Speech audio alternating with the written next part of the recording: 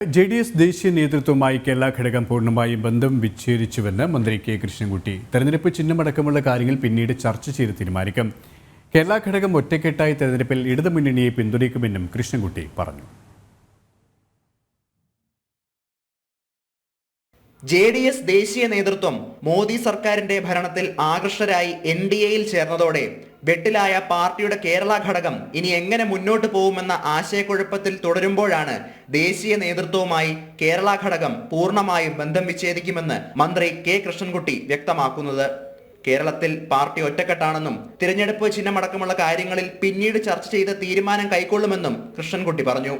അതിപ്പോൾ അപ്പോൾ വരട്ടെ, ഇലക്ഷൻ വരുമ്പോഴേ നമുക്ക് നോക്കണുള്ളൂ. അതിപ്പോൾ സെപ്പറേറ്റ് ഒരു ചിഹ്നം ചിലപ്പോൾ സാധ്യതയുണ്ട്. പക്ഷേ ഞങ്ങൾ മറ്റേ ജനതാദൾ തന്നെ ഓൾ ഇന്ത്യ പാർട്ടിയല്ല, സ്റ്റേറ്റ് പാർട്ടിക്ക് ഒരു അംഗീകാരം കൊടുത്തു എന്നേ ഉള്ളൂ. എന്നുവെച്ചാൽ ഒരു സ്റ്റേറ്റിൽ 2 സ്റ്റേറ്റിൽ മാത്രമേ ഉള്ളൂ. ഇത്ര സ്റ്റേറ്റിൽ വന്നാലേ നാഷണൽ പാർട്ടിയാവുള്ളൂ. അതുകൊണ്ടാണ് ഒരു വലിയ വിഷമം വരില്ല എന്നാ തോന്നുന്നു. BJPയെ ഏറ്റവും കൂടുതൽ എതിർക്കുന്നത് തങ്ങളാണെന്നും കേരളത്തിൽ LDFൽ ഉറച്ചു നിൽക്കുമെന്നും മന്ത്രി പറഞ്ഞു. ഞാൻ ഏറ്റവും കൂടുതൽ BJPനെ എതിർക്കുന്നത് ഞങ്ങളാണ്.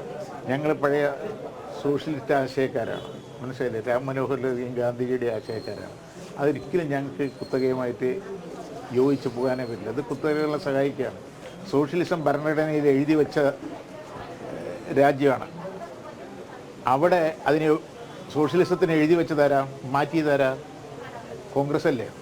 മൻമോഹൻ സിംഗിൻ്റെ കാലത്തും നരസിംഹറാവിൻ്റെ കാലത്തല്ലേ അത് മാറ്റിയത്. ഇന്നിപ്പോൾ കുത്തകളുടെ സ്ഥിതി എന്താണ്? ഒരു ദിവസം അടാൻ്റെ വരുമാനം 1600 കോടിയാണ്. തിരഞ്ഞെടുപ്പിന് മുന്നോടിയായി പാർട്ടി വിഷയത്തിൽ കൂടുതൽ ചർച്ചകൾ നടത്തുമെന്നും കൃഷ്ണൻകുട്ടി വ്യക്തമാക്കി. ജനം, പാലക്കാട്.